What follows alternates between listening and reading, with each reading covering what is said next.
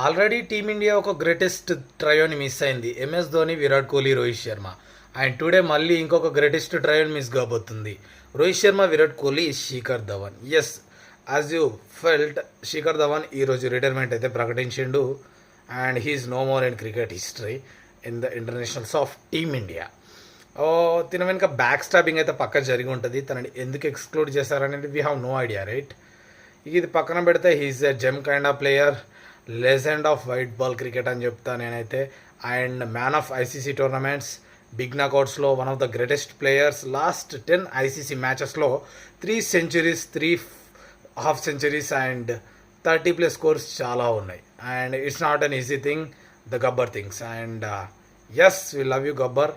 And for ever team India will miss you definitely. And if you are a Gabbar fan, definitely like the video and follow me.